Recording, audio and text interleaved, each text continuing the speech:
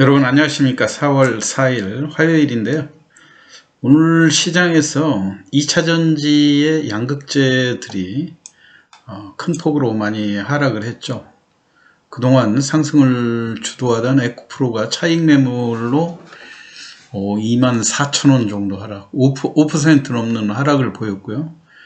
또 어제까지만 해도 강한 상승 흐름을 보여줬던 포스코 홀딩스라든가 LNF 등 양극재들 관련주들 일부에서 뭐 이런 종목들 장기적으로 잠깐 흔들리는 거에 연연하지 말고 계속해서 보유하라 이렇게 주장하는 사람도 많지만요, 사실 가지고 있는데 5% 이상 변동이 온다? 그렇게 하게 되면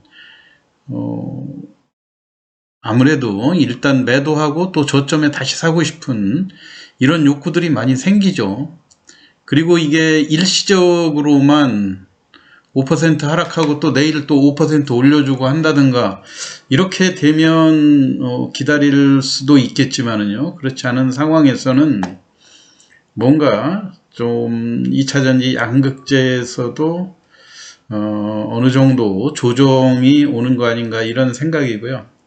그 와중에 오늘 같은 날 SKI 테크놀로지가 그동안 주가가 우리가 월봉이나 주봉으로 볼 때 주가가 과도하게 많이 하락했다가 최근에 또 상승하는, 특히 오늘 같은 경우는 장중에 19.5%까지 9만원을 찍고 종가에 85,000원대로 내려왔는데, 이 SKI테크가 만드는 분리막 요거에 대해서 과연 SKI테크가 우리가 월봉으로 볼 때 2021년도였죠. 벌써 재작년 5월 달에 공모주를 통해서 공모가가 105,000원이었었는데요. 이게 따상까지는 안 갔었지만 상장하자마자 20만원대를 찍고 곧바로 주가가 장기간 하락 조정을 거친 이런 종목인데, 과연 이 종목을 어떻게 매매하는 것이 좋은지 간략히 설명을 드려보면요, 물론 SKI 테크놀로지는 2차전지에서 분리막을 생산하는 그런 종목 업종 주식이죠.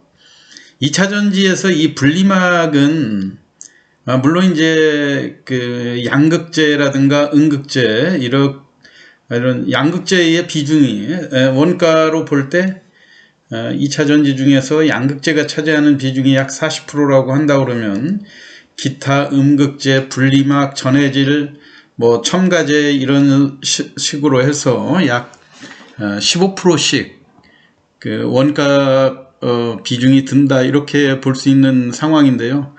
분리막은 2차전지에서 그 안정성, 온도를 조절해 준다든가 그리고 양극과 음극의 충돌을 방지하는 그 2차전지에 있어서, 그 전기차에 있어서 2차전지의 제일 그 위험한 것이 고열로 인한 화재 위험성 아닙니까? 이거를 예방한다는 측면에서 상당히 중요한 역할을 하는데, 특히 SKIT가 시장에 관심을 많이 가졌던 건 SK이노베이션의 계열사인 SK온이 2차전지를 생산하는 이런 상황이기 때문에 SKIT의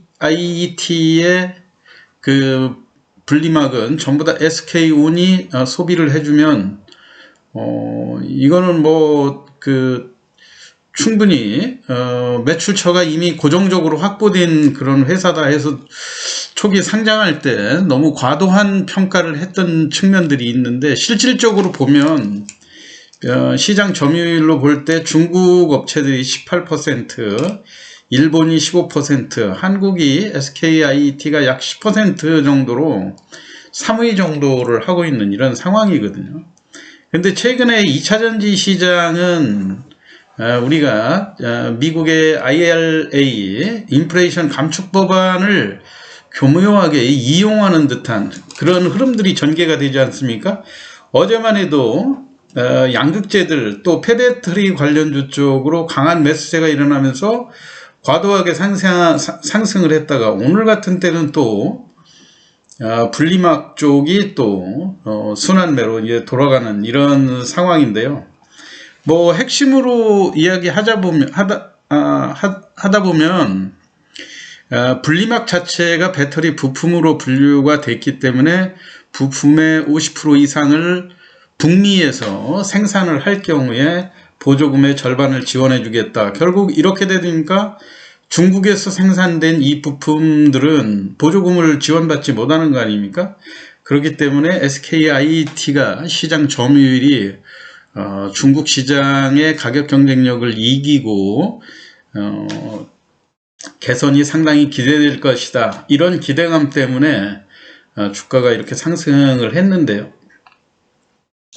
우리가 간략히 2021년도 5월 11일에 제가 서두에서도 말씀을 드렸지만 공모가가 10만 5천 원이었었거든요. 10만 5천 원의 시초가 21만 원을 기록하고 장중에 잠깐 22만 5천 원 따상에 실패를 했죠. 우리가 보통 따블이다 하면 10만 5천 원에 따블은 21만 원인데 거기에서 다시 30% 이게 높게 기대를 하고 25만 원이나 26만 원에 걸어놨던 사람들이 전부 다 팔지 못하고 4거래일 만에 곧바로 14만 원대로 곤두박질 치는 그런 상황이 되지 않았습니까? 그렇기 때문에 지금 현재 우리가 거래되는 양상을 보면 외국인과 기관이 이 물량들을 적극적으로 매수에 나서는 그런 모습들을 볼 수가 있어요. 우리가 이 차트에서도 보면 주봉으로 봤을 때 2021년도 7월 달에 다시 또 24만 원을 상장한 다음에는 한두 달 지난 다음에 다시 가파르게 반등하는 이런 패턴들을 보여줬지 않습니까? 그렇게 하면서 그 이후에 지속적으로 물량을 외국인들이라든가 기관 본격적으로 이렇게 물량을 털어내는 그런 모습들을 볼 수 있었죠.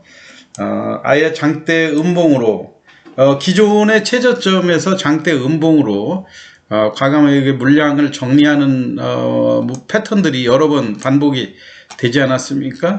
특히 이제 이런 경우에는 주가가 10만 원대, 11만 원대를 무너지고 있을 때 이렇게 강력하게 매도로 대응했다가 최근 들어가지고 다시 오늘 일봉으로 보면 오늘의 거래량이 상당히 다소 과한 거래량을 보여주고 있죠.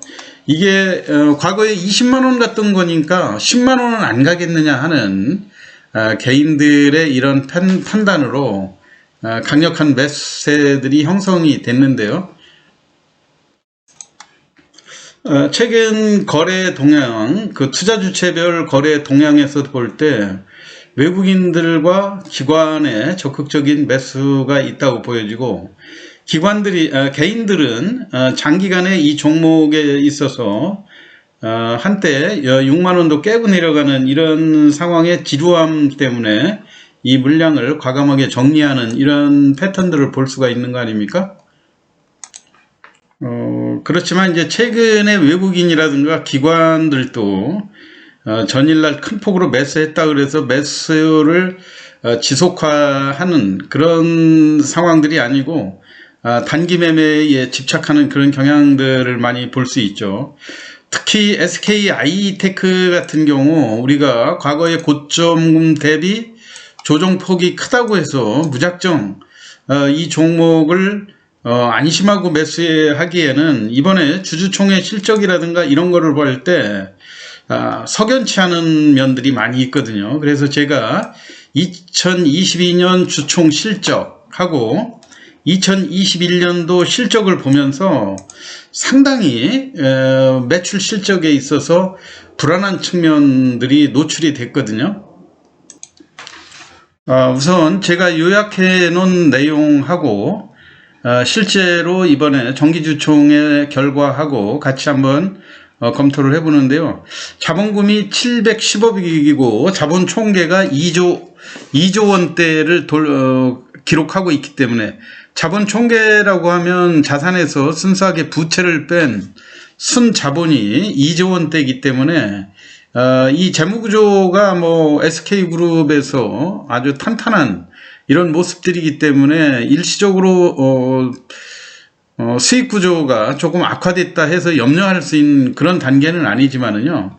제일 중요한 거는 작년도 실적을 볼 때 매출액이 3,100억을 기록을 했는데 별도에 있어서 영업이익이 마이너스 1,200억의 적자를 기록했거든요. 당기순이익도 1,140억이었고 그래서 중간중간에 분기별로 이 SKIET에 대한 실적이 공시가 되기 때문에 이게 과도하게 상승하지 못하고 공모가 거품 논란이 이르면서 하락했다고 보여지거든요.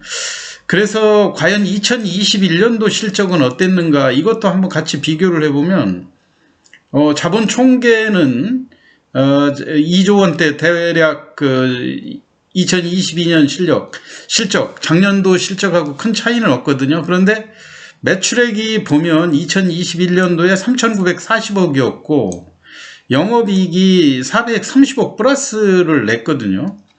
그러면 똑같이 보면 2022년도에도 작년도에 3,100억의 매출을 일으켰는데 1,270억이 적자가 됐거든요. 그런데 2021년에 3,900억 뭐 그랬다 해서 이 900억 정도가 뭐 크게 손익분기점에 영향을 미치는 그런 분위기도 아닌데도 불구하고 여하튼 작년도에 이 3,000억이 넘는 매출액에서 1,000억씩 적자가 났다고 하는 것은 상당히 불안한 패턴이라고 보여지고요. 2021년도에는 아무래도 이제 공모주 하면서 그 매출액이 이 IT 그 핸드폰이라든가 이런 그 PC 이런 쪽의 매출액이 조금 늘어났었다 이렇게도 우리가 예상해 볼 수는 있는데 3,900억이었을 때 영업이익이 430억 흑자 2021년도에는 흑자가 나는 이런 구조인데도 불구하고 작년에는 3,100억의 매출에서 1,200억씩 적자가 났다고 하는 점은 우리가 눈여겨봐야 될 대목이다 이렇게 생각이 돼요. 그렇기 때문에 결론적으로 말하면 SKIET가 지금 현재 그 IRA 미국의 인플레이션 감축 법안을 타고 양극재가 올랐다, 분리막이 올랐다, 폐배터리가 올랐다 해가면서 빠른 순환매로 그 양극재보다 조금 덜 오른 쪽으로 일반 매수세를 유인하고 또 곧바로 다른 쪽으로 순환매가 일어나는 이런 거에 너무 현혹되지 말고 어떠한 중심을 잡아가면서 매매할 필요가 있다 이런 얘기거든요. 주가라고 하는 거는 과거 고점 대비 많이 하락했다고 해서 무작정 올라가는 것이 아니고 과연 수익성이 뒷받침될 수 있는가, 당초 예상하고 수익성이 뒷받침되는가 이것이 중요한 변수가 되니까 혹시라도 단순한 IRA 감축 법안에 그 교묘하게 기관과 외국인의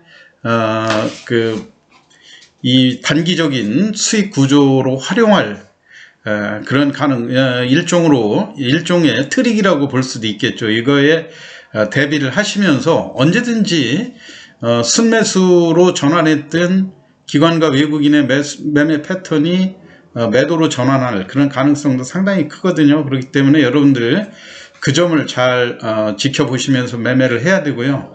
그리고 적어도 이제 3월이 지났기 때문에 조금 있으면 2023년도 이제 1사분기의 실적이 곧 공시될 그런 가능성이 있거든요. 이런 것들도 잘 지켜봐가면서 매매에 나서야 된다는 측면에서 오늘 SKIET 분리막을 만들고 공모주 청약 대비 주가가 많이 하락했기 때문에 기관과 외국인의 매수에 의해서 오늘 강력한 상승을 보였던 SKIET 앞으로 어떻게 매매를 할 것인지에 대해서 설명드렸습니다. 참고하시기 바라고요. 내일 또 좋은 투자 수익 올리시기 바랍니다. 이상 마치겠습니다. 감사합니다.